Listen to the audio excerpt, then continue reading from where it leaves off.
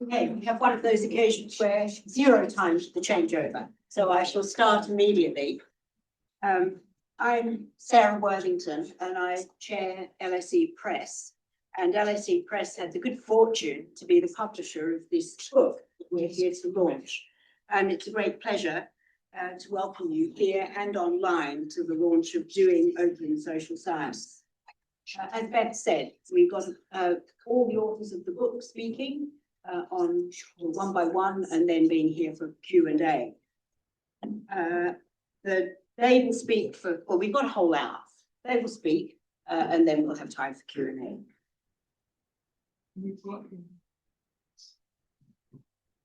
I can't, but someone might be able to. Having a launch of this sort of book seems an absolutely perfect way to end what I gather has been a fabulous day on open science. Many open research practices were born from STEM disciplines, and it's often seemed quite difficult to know how to translate those into the social sciences. And this is the book for that. This is a book focused on practical advice for researchers, and it's the first comprehensive book to show how the same principles and practices of open social research apply in both quantitative and qualitative disciplines.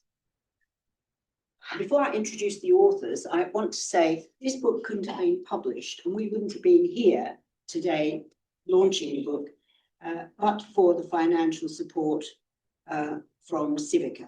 I know they've already been thanked earlier today, but they funded part of Tim Monteath's work on this book, and they also enabled both Patrick Dunleavy and Tim to bring together hundreds of people across CIVICA 1 universities, and that created some key resources and sounding boards for the book in its early development. So they really did play quite a significant role in enabling this book to turn out to be of the quality that it is. Now, I'm going to introduce speakers in the order in which they're speaking, but you already have their bios in front of you, and I suppose most of you already know who they are. So what I thought I'd do, instead of read their bios out, is tell you one interesting thing, one thing I found interesting about each of them that you might not know. So I start with, first of all, with Patrick Dunleavy. He's an emeritus professor of political science and public policy at the LSE. And when he speaks, he's going to talk about the qualitative work and dissemination. So he's going to focus on that part of the book in open science research and the particular opportunities that are presented on those fronts.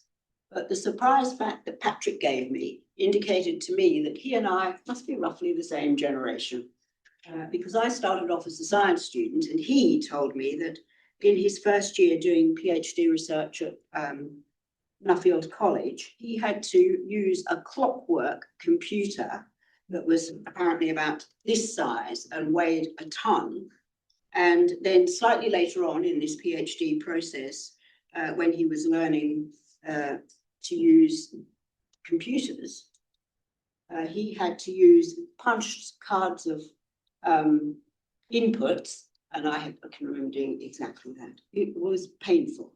And pocket calculators cost a fortune and were pretty pointless. So that's Patrick, who's been involved with computing forever. Next, Tim Monteath. He's an assistant professor at the Centre for Interdisciplinary Methodologies at the University of Warwick. Where's he moved to? And he's going to focus on the STEM side and talk to you about that and those aspects of open science. And he said, his interesting fact, I found out all sorts of fascinating things. When he was a PhD student, he wanted access to the Ordnance Survey's postcode file, and he got it, plus a very long data agreement with the condition that it would be delivered to him on a CD, you don't know what those are, and held in a safe at the LSE. Just 5 years later, anyone can access this on the Ordnance Survey's website. That indicated if you want the speed of change on this front. And then Hannah Boroudjou, She's a research data librarian at the LSE Library. She's going to focus on her own chapter. She's got a chapter in the book and she'll talk to you about that. But she's currently working on an exhibition that's going to be held at the LSE Library over summer, and it's on theft in the library. Imagine that's quite common. But she's looking at theft of scholarly communications. And she's going to look at that compared with the role of open research in democratizing and opening up access to scholarly outputs. But she gave me 2 facts, and if you bump into her at the reception, just ask her about her slime-themed bookcase in the children's section of a public library. And it's a good story. And then finally, we've got Professor Denisa, never going to get this right, Kostovicova. Sorry, Denisa. She's also going to focus on, she's the Professor of Global Politics at the European Institute, and she's going to focus on her chapter in the book. I think they're interesting, and this is a rather more serious note to give you in the facts. I thought you'd like to know about her. She previously worked as a journalist during the wars of former Yugoslavia's disintegration. So she's had a really long-standing engagement with communities affected by violence. And I guess that gives her a unique insight into how open science can inform and strengthen research about post-conflict recovery. So really important issues are being helped along. So without more ado, Patrick first.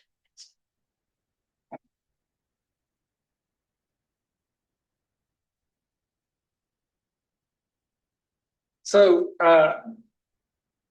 first thing to say about this is that this is a book for researchers. So the subtitle is A Guide for Researchers. And I think all of us on the book team really strongly think that open social science is going to work when researchers want to make it work. So, you know, we've heard a lot about external influences and external mandates and requirements and so forth. And a lot of researchers, I think, have heard the same things and feel that this is yet more of a workload, more of a pressure that's being put on them. Whereas what we want to get across is that doing open social science is just doing social science research better in a more cumulative and a more effective way from the outset.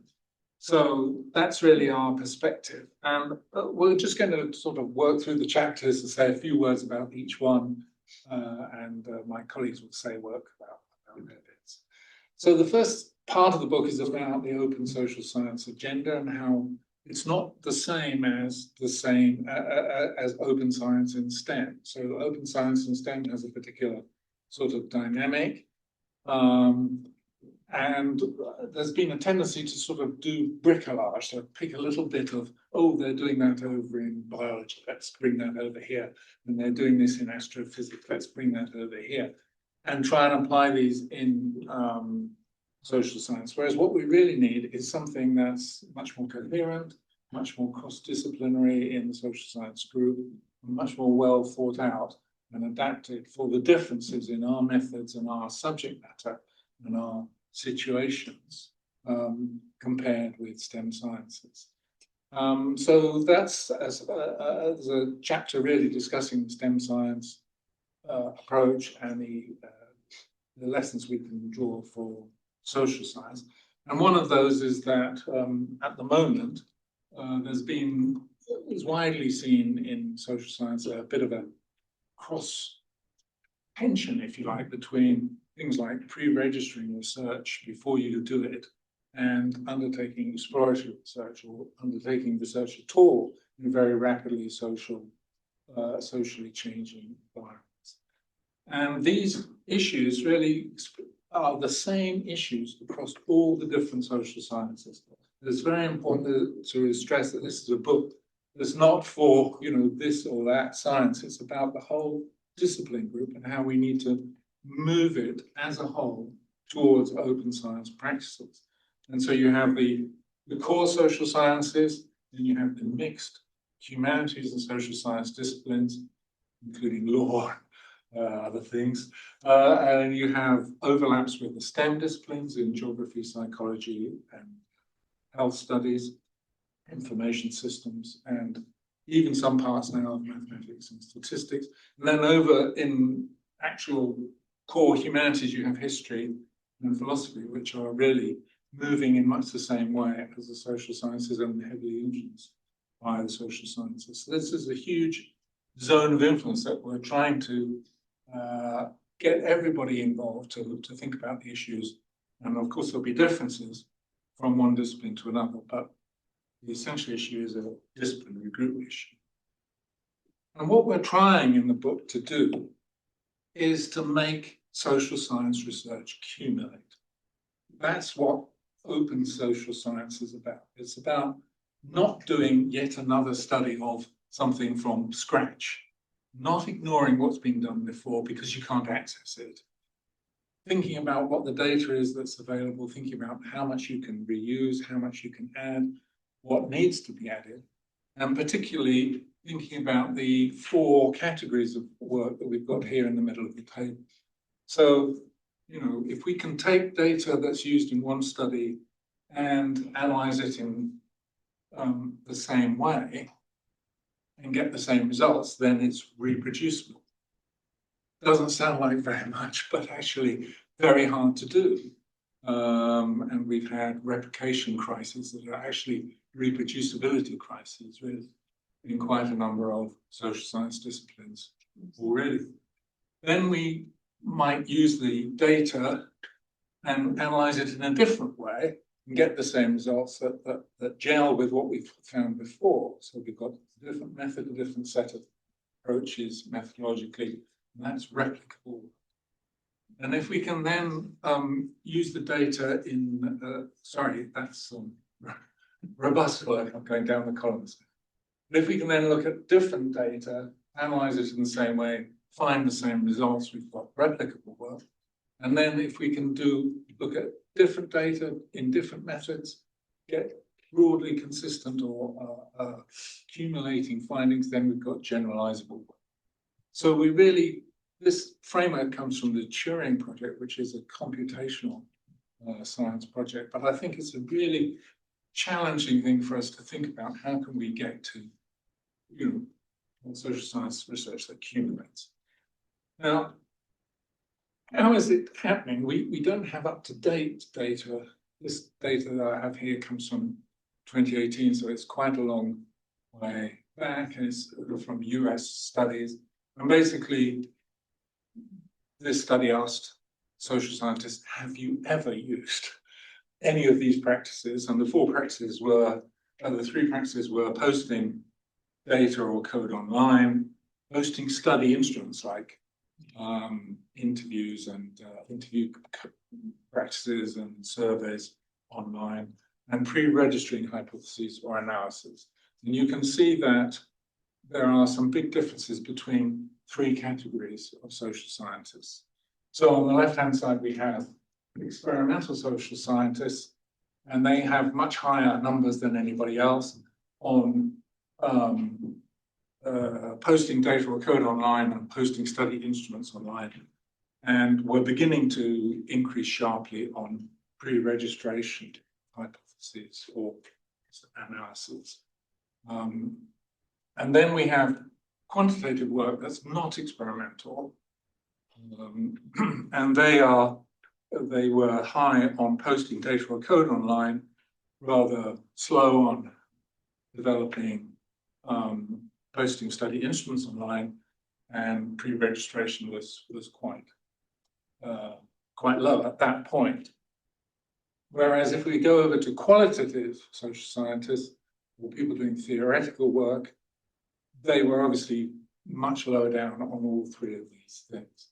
Now, this is very old data, but we're pretty sure that the same patterns have changed over time. Everybody's got more open, but there's still big differences between experimental work, quantitative work, and qualitative social science. And that's very important, because if you just emphasize open social science and it really means one part of social science, but not the other part, then there's a risk of biasing the whole development of the discipline group. So I'm going to hand over to Tim now to, oh yes, just to look at this extra one. This is a study in Nature, also from a long time ago, about how far journal article results could be reproduced. And basically, dark blue is really good, light blue is pretty good, not reproducible is problematic. You can see that communication was a field where they couldn't replicate anything exactly. Whereas political science and economics are not doing too badly, sociology. So there are some discipline-specific things as well. But, and that's why the bit that is this part 2 of the book, which is about quantitative disciplines and qualitative disciplines is what Tim's going to talk about. Thank you, Patrick.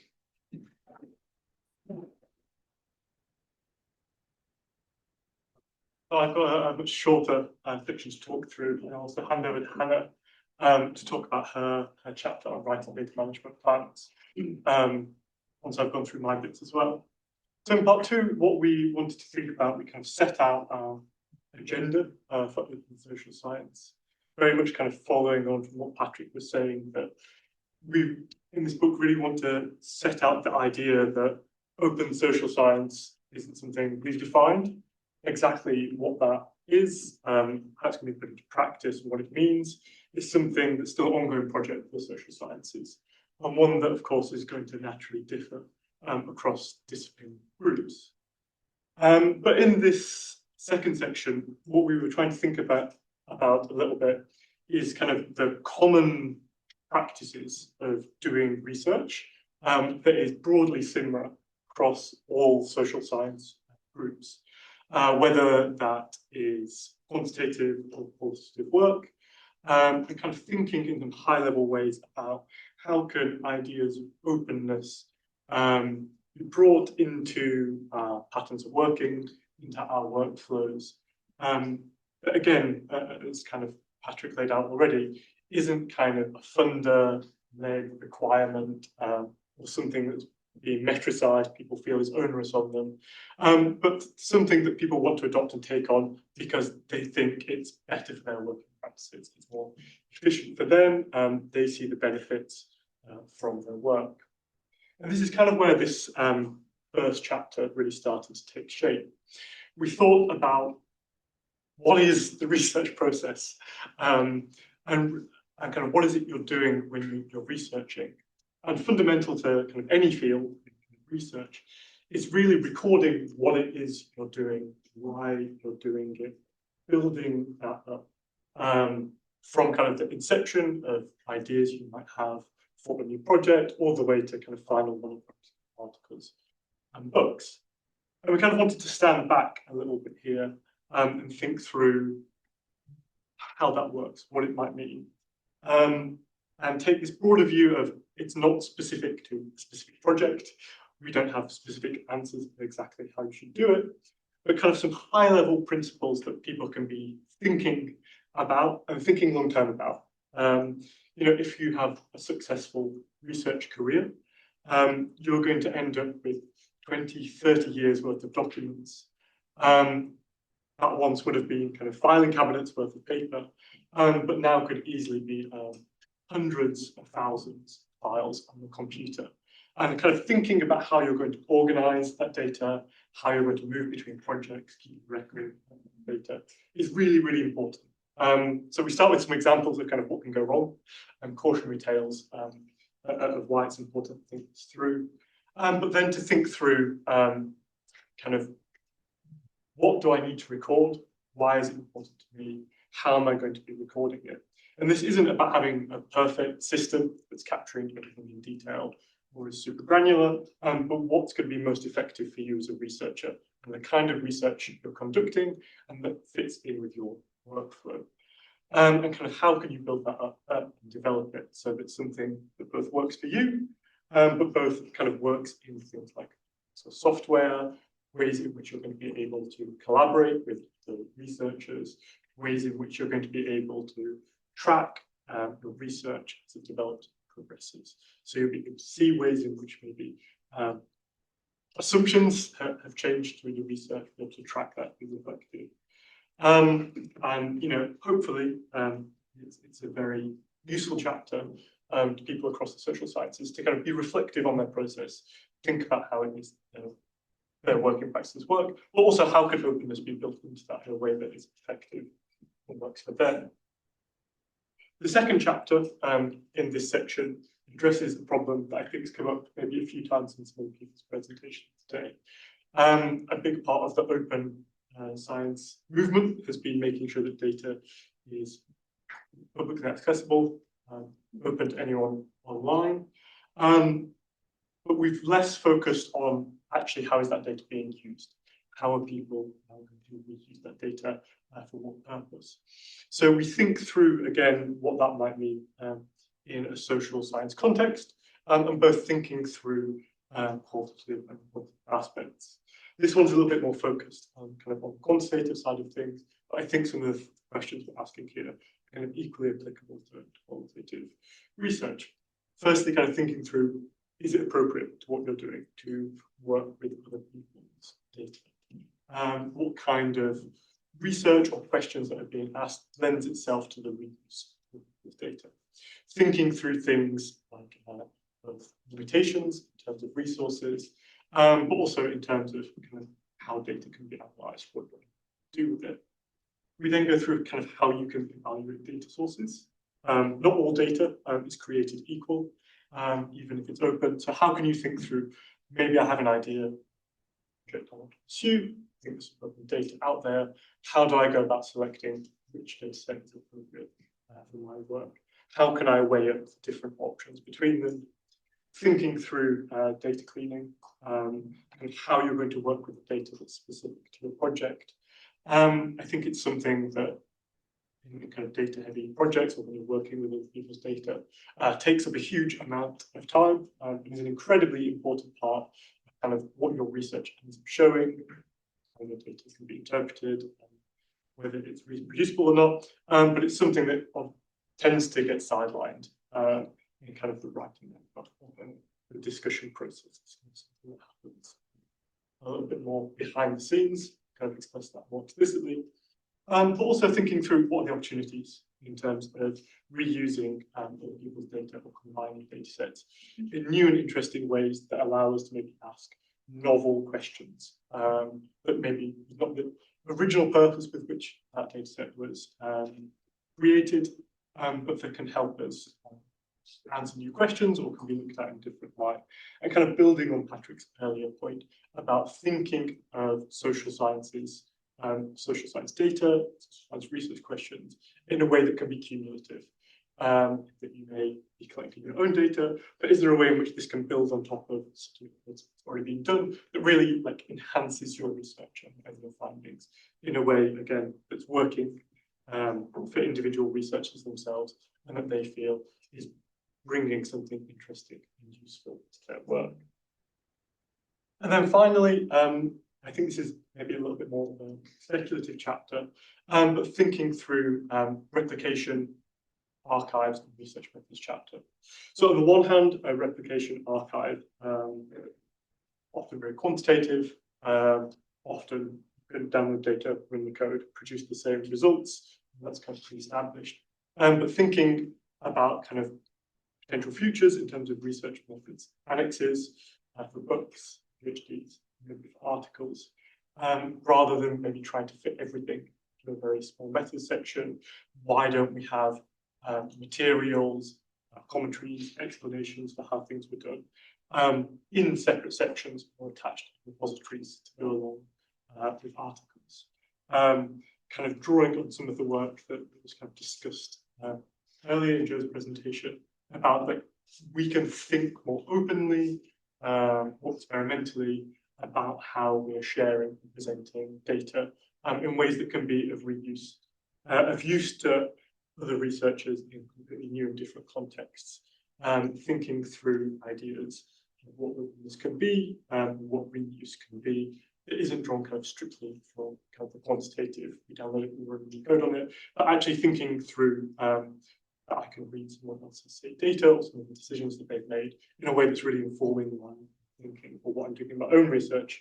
That's kind of building up in kind of a cumulative way through being able to see more of the research process itself, more of the decisions that were made, and kind of opening things up that may otherwise only come out in, say, a conference presentation that's not on the record, conversations between researchers.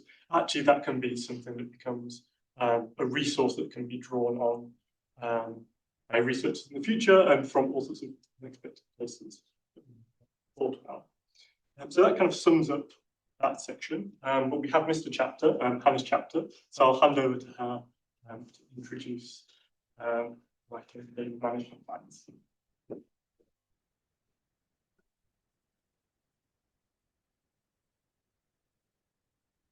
Well, good afternoon, everyone. So I'm just going to give a brief overview of Chapter 7, which looks at how to write a data management plan. So a data management plan, for those of you who aren't familiar with them, is basically a structured document that researchers typically submit around the time of a grant application, which outlines what kind of data you're going to collect, how you're going to analyse, store, access, and ultimately share it across the lifetime of the project. So LSE has a data management plan review service that has been in place for quite a few years now. And it's a day-to-day part of my job to advise researchers as part of that service. So this chapter is really grounded in the kinds of questions and queries that researchers come to me with all the time when they have to actually sit down and write the DMP. So the reason it was felt that a chapter on DMPs was essential is that they are one of the foundational building blocks of open social science.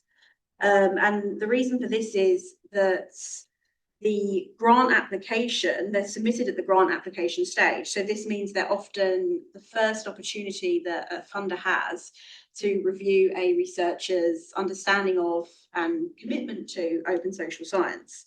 So although even as a data librarian, I do recognise they can feel like quite the administrative burden, I really don't think we can underestimate their importance. So because of that connection to open social science, the chapter begins with a discussion of the FAIR principles, which I won't go into detail here because I think they've been discussed pretty extensively today. But just to refresh your minds, that is how we make data findable, accessible, interoperable, and reusable. And I think one of the themes of the book is that, you know, previously a lot of the kind of frameworks and assessments around open science have been very much focused on STEM, and what we would call maybe the hard sciences. And FAIR is very much a framework that comes with that history attached. So one of the things that I wanted to look at in this chapter is how we can apply FAIR across the whole spectrum of the social sciences. So a FAIR data output will look very different if you're a quantitative researcher who is largely depositing numerical or tabular data compared to if you're a qualitative researcher who might have interviews, focus groups or observations, even participant-generated artworks or diaries.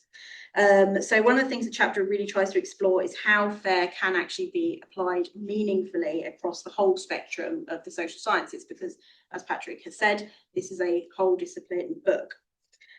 So from there, the chapter moves on to the question of, you know, what actually has to be included in a DMP.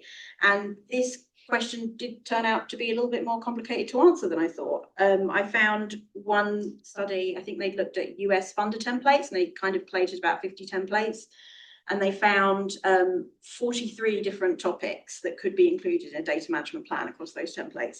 Now, I confess I did not describe all 43 topics in the chapter, but if anybody would really like to know what they are, the article is open access and it's linked from the chapter. But I think this kind of variety in different topics really reflects the tension at the heart of DMPs, which is that on the one hand, they're planning tools that are designed to support data sharing and openness. But on the other, they're also compliance and security documents designed to ensure that data collection is safe, ethical, and legally sound. And, you know, taking my open data hat off for a moment and putting my secure data hat on, I wear both hats as part of my job. That's also extremely important, especially now universities are subject to constant malicious phishing and hacking attacks from outside agencies. So this section kind of looks at how researchers can navigate that dual role. So the next section looks purely at the practicalities of writing the actual DMP. And this can include, you know, assessing the secondary data you already have access to and the data you want to collect, planning for data quality assurance and how that can look, you know, different for qualitative researchers versus quantitative researchers, as well as documenting and describing data sets. And there's a particular focus in this section of the chapter of how the DMP can be very useful for the research team as a planning document. One of the things that's really useful to look at with the DMP is how we can assign data management responsibilities across the team. And that doesn't just mean, you know, having like one early career researcher on the team and then assigning them all the data management responsibilities for everyone. Not that I've ever seen any project do that before. So one of the things they can be really useful for is planning the data management responsibilities, considering how those are going to be shared and making sure that everybody is informed. The other area that I think they're very useful for is kind of outlining the intellectual property rights across the project. What kind of data are we going to collect, and what kind of reuse rights will different researchers have across the project? Because if you have, say, a PhD acting as a research assistant, they might want to be able to reuse that data in their PhD, can they? That's one thing that you might want to think about. Or is there like a certain time period that you want to set before everybody on the project can reuse the data elsewhere? And it's really important to try and address this early on, and the DMP is such a key tool for how we can do this, because if we don't address these issues early on and we leave them to the end of the project, they can cause last minute delays that nobody wants to deal with when they're wrapping up a funded project and everybody's kind of ready to move on. But also, you know, if they cause enough difficulties, it can actually prevent data sharing from happening altogether. Finally, the chapter covers the process of actually choosing a repository and depositing data. So that may seem like a straightforward task, but there can be complications here too. So the first decision that a lot of researchers will need to make is whether the data they hold can actually be deposited. It might be too commercially, ethically, or legally sensitive. It's not really something we've talked about so much today, but not sharing data can be a very legitimate choice as well. The other thing to consider is possibly what kind of repository you are planning to use. And one thing you might want to consider as part of that is what kind of controls on access there are. So does the repository offer, for example, controlled, safeguarded, or open access? And again, it's really sensible to think about these decisions as early as you possibly can. Because although I do recognise that when you're in that kind of initial planning stage, you don't really, it feels a bit extreme to think I have to decide, you know, what repository I'm going to use. I'm not saying you have to do that, but it's a good idea to have a general idea, and it's a good idea to have a kind of outline of all your data and to consider early on where there may be controlled access required or where you may not be able to share something, because again, it does prevent those last minute delays. It gives researchers more control over how their data is accessed, cited, and reused. And that will ultimately strengthen the long-term value and impact of their work. So that was a very quick tour of chapter 7. So thank you very much. And I'll hand back over to Patrick. Yes.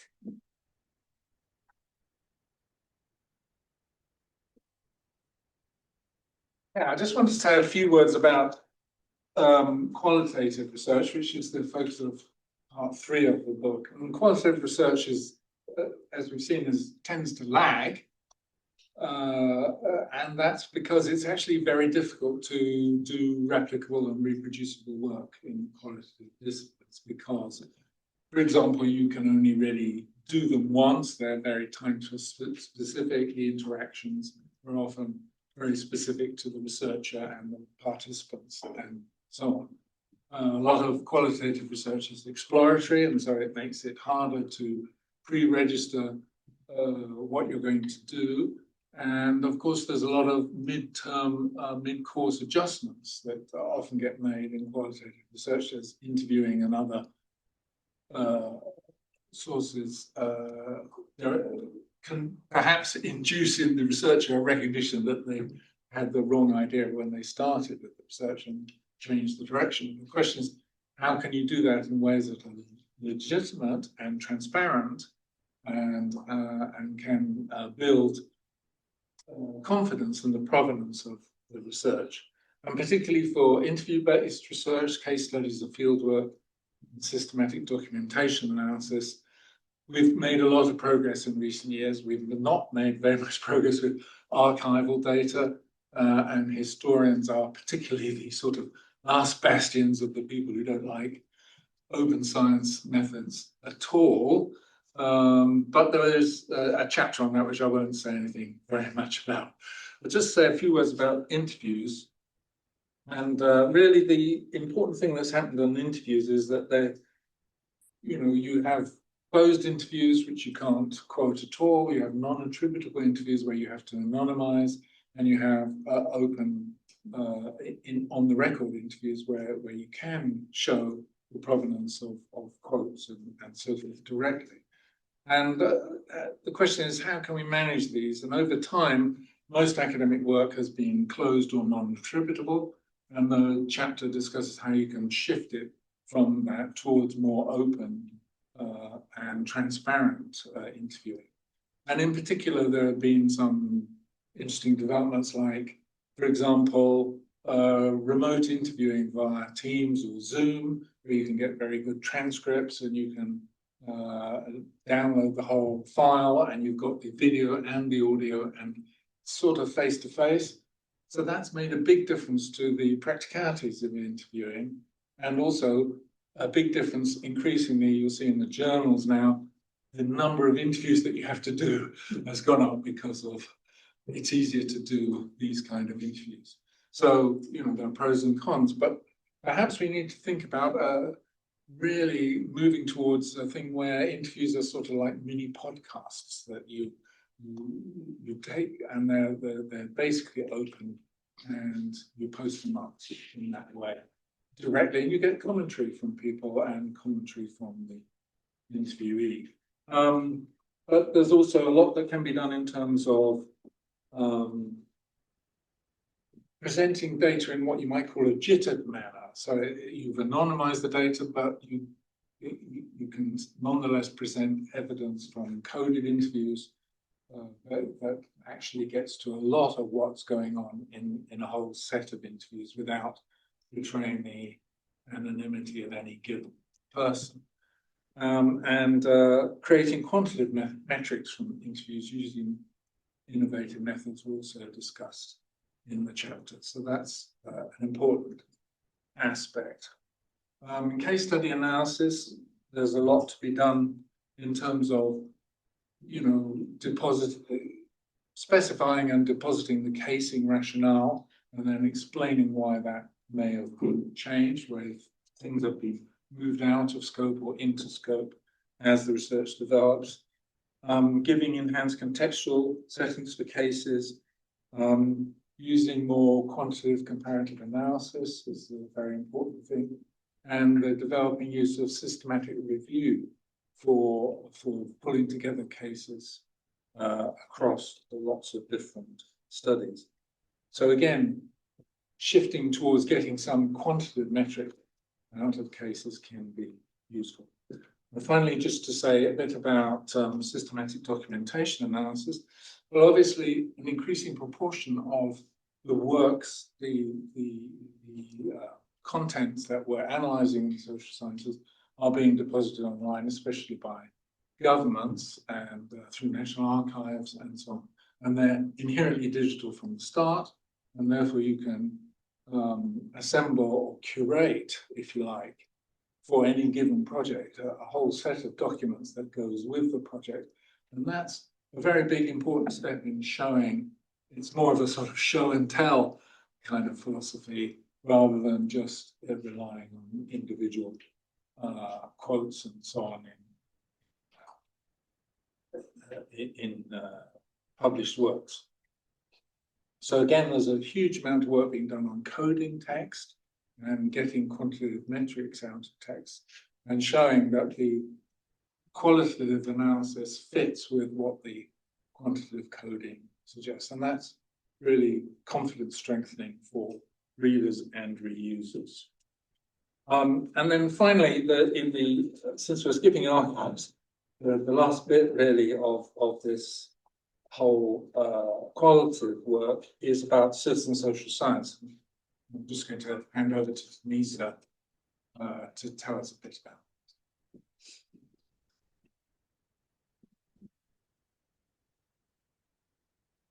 Thank you, Patrick. So I'll actually speak to these 3 points. So more to pique your interest in reading the chapter than walking you through the chapter. So what is citizen social science about? So when we speak about citizen social science, we talk about including those who are being studied, research participants, into the research projects, with the logic that these people that we are researching, whether as individuals or groups, as communities, are even more invested in as a stakeholders in that research that, for example, some reviewer of a journal article, or if you like, a grant-giving body. So when we speak about open social science principles and how they apply to citizens' open science, we're actually making an intersection, and if you like, having a dialogue with the existing approaches within different fields and disciplines. So look, and there is a range of them, from participatory research to aspects of deliberative research, for example, deliberative assemblies. But all of these, I would argue, are also not framed by the disciplines and these different approaches within which they exist.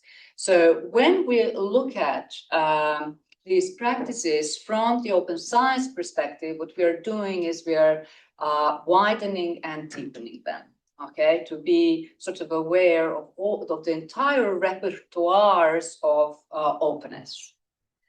And so that brings me to the next question: why does citizens' open science matter? I would propose to you that it matters now probably more than ever. I think we are living in a period where academic knowledge and expertise is challenged and delegitimized very frequently. And from my particular perspective and research that I do, this is not necessarily being delegitimized in terms of being fake or not being robust. It's more in terms of being irrelevant, both in terms of its focus, in terms of subject matter, and more worryingly, in terms of the findings. Okay, so basically, when we do citizens' open science, it can help us to correct some of these misalignments that exist. So this would be, it can contribute to formulating sharper and more relevant research questions. It can, research that is co-produced, can increase impacts that generate policies that reflect the realities and needs of those communities who were the subject of research in the first instance. It can open up new areas and methods of innovation. And I think this has accelerated a whole new space is being created with the use of technologies. So think, for example, as some of my colleagues at LSE here were doing during the height of the war of Syria, when you were unable to get insight into what's happening on the ground, they were looking at civic initiatives and getting people to upload them and inform them like that. So this is participation from people on the ground in the midst of war. And also, I would say that there is an ethical dimension in terms of how citizen open science matters, in that open science can address some of the detrimental practices that we see in research. So, for example, within my field of post-conflict recovery, it's been quite frequent for scholars to report that local communities resist being interviewed. Okay, so this is not just the question of research fatigue, right? That communities are over-researched, but it's also the question of how they are researched. This is very serious because it's making these very important issues unresearchable if you cannot reach out to your potential participants, which very much has to do with the fact that, you know, as I've seen in my work, that, you know, people produce research findings that were completely thought irrelevant and misunderstood from people who are on the ground. So, and this brings me to the last question or last point about greater openness with citizen social science. And both Hannah and Patrick a minute ago have addressed some of the issues here. And I think from my perspective, I think it's important to point out that openness, it's not an absolute dictum. Okay, so even though we are talking about open science principles, this sort of imperative is not absolute. And I think that there is a growing understanding, and I think still a lot of scope to think about these issues more in terms of how openness can also cause harm. So imagine, for example, in my field, revealing identities of the victims of sexual violence in the contexts where this is stigmatized, that can result in expulsion of these individuals from families and from communities.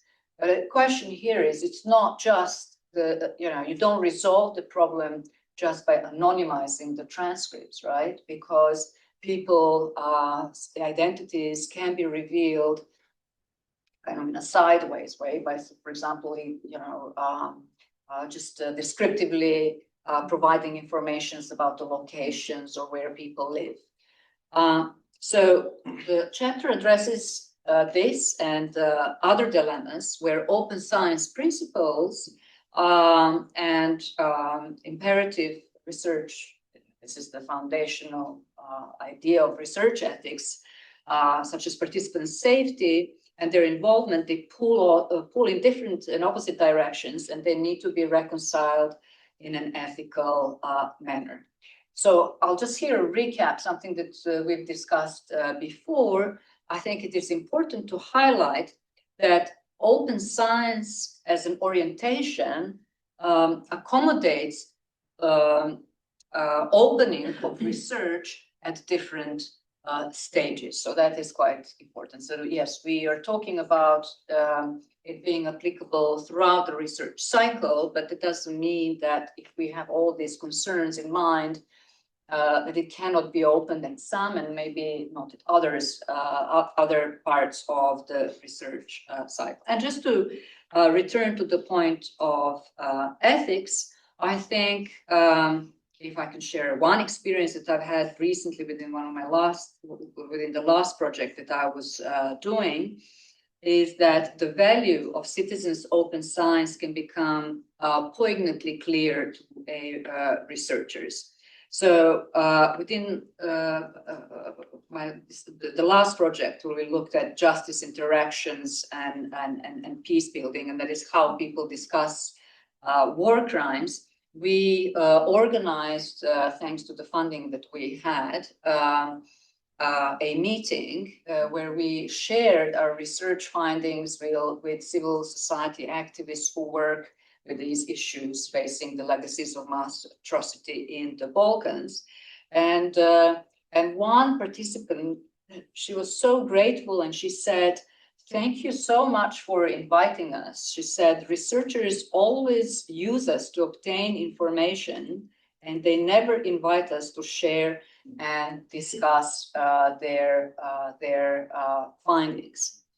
So I think that this statement really summarizes all those problematic north-south inequalities, the problems with the research practice, And I think also the ways that citizens' open science principles can begin to redress them by opening it at the end, at the end point of research, given that some of the research that we've done would not easily have been opened previously.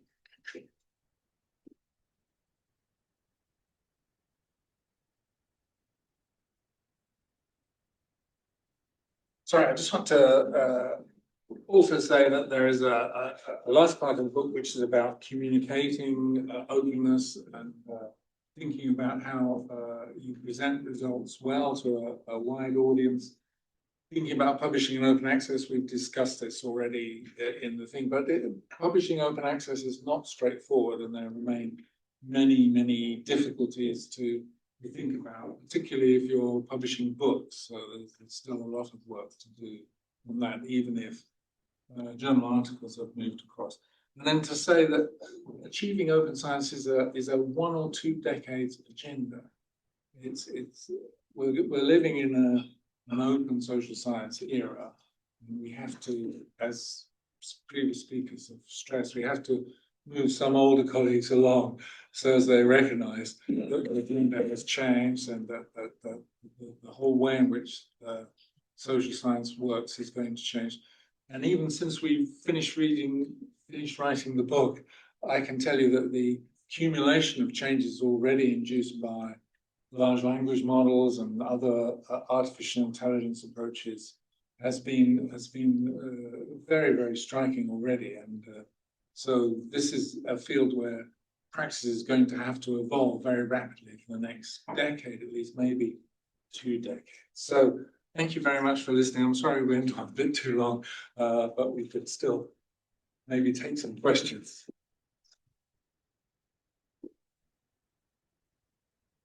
Well, Patrick, Tim, Hannah, and Denisa, can I get you to come here just while I say a few words? I don't know what you thought, but I thought that was absolutely fascinating. This must be open science, mustn't it? So this, if you're now inspired to read it, is available open access, of course, but also it's pretty nice to have a printed version, and they're available very reasonable price.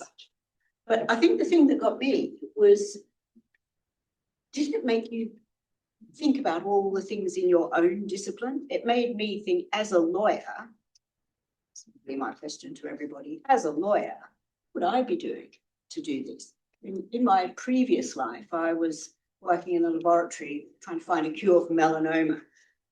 Would be much more honourable than being a lawyer. But there, I mean, as you were all talking, I could see exactly what we partly did. I mean, there was less computing behind us, but we were doing the kinds of things you were talking about, and we worked in a big laboratory and we shared our results with other people also working on the same problem.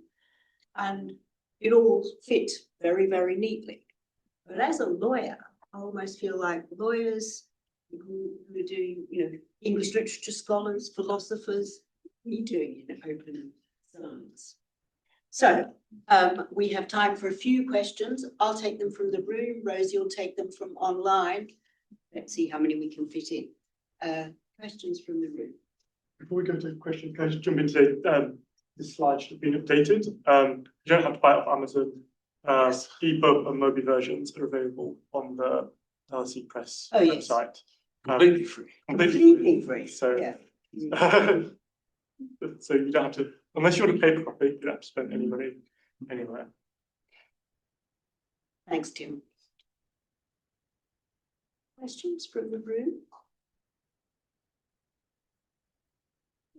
While you're thinking of your questions, can I perhaps I'll start with Patrick, but you can pass the question on.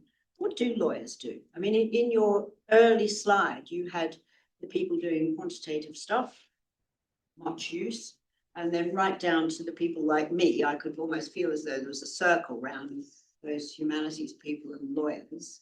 I mean, how do we engage with this?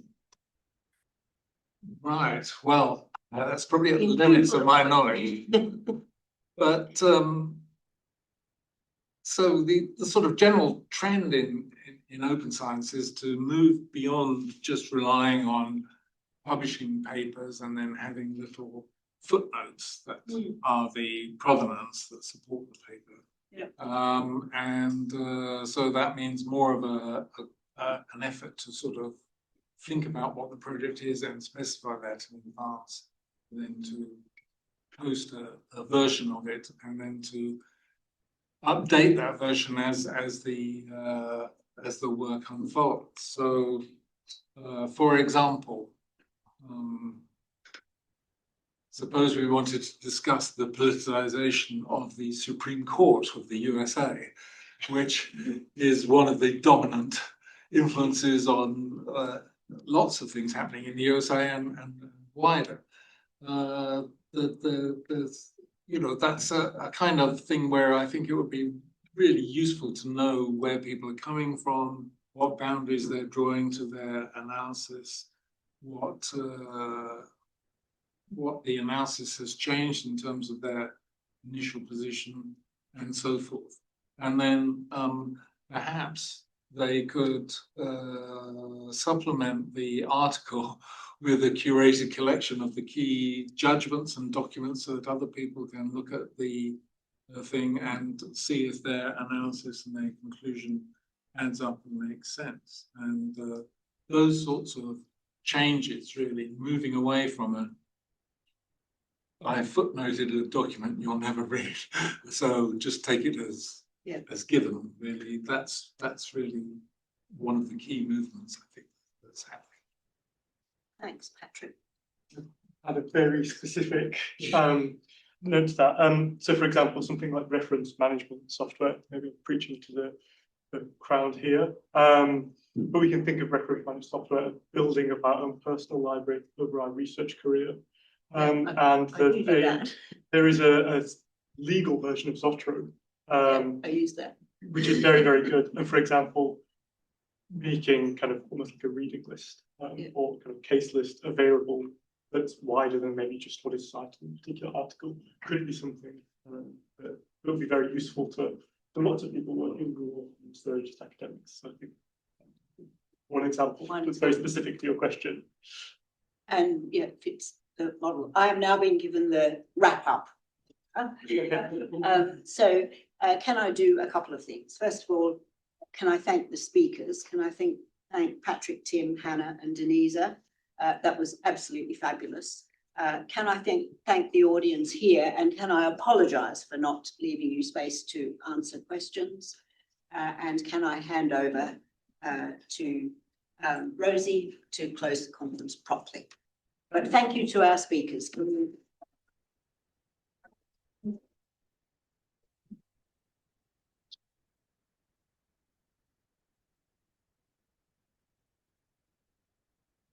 Thank you, Sarah, and thank you to everyone who's with us through the day. I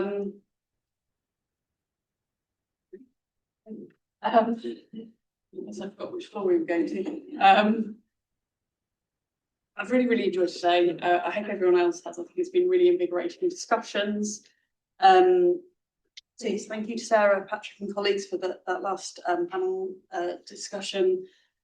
Really interesting book. I'm still looking forward to digging into, and also particularly thank you to Patrick and those who were involved in CIVICA 1, the initial project that I think kind of was the genesis for this book. I think the work that you've done there has allowed those of us who are involved in the current CIVICA open science communities, which was trying to build across all of the CIVICA institutions, to do that. That only happens because of the initial work that was done in CIVICA 1. So thank you very much for that. I also want to say thank you to colleagues from CIVICA who've joined us. A group of us who work together regularly had an afternoon meeting yesterday as well as the conference today, and so thank you in particular to those colleagues who've joined us from across Europe and sort of travelled to London. It's been lovely to meet some of you in person. We've been speaking online for several years, and it's just really nice to see you here, so thank you. And thank you to all of our speakers and chairs. I think fascinating range of talks today, and really looking forward to carrying on the conversation over drinks. I also need to say a massive thank you to Lucy and Leo, who have done 99% of the organising for today, and it's been a real pleasure to just let you guys get on with it, and thank you for making everything run so smoothly and to Kira and Tom, who I think is currently in the cloakroom, for their help throughout the day, again, making everything run so smoothly. So I'm now standing between you and drinks, which is not a good position to be in. So I'm going to stop there and say, please do join us. We're going to go up to the 8th floor where there are some drinks with a lovely view. So there are lifts just outside this room, and please do join us. Yes, come join us for the drinks, discussions, and we can carry on, maybe asking the questions that we can get through in that panel. Okay, so thank you very much.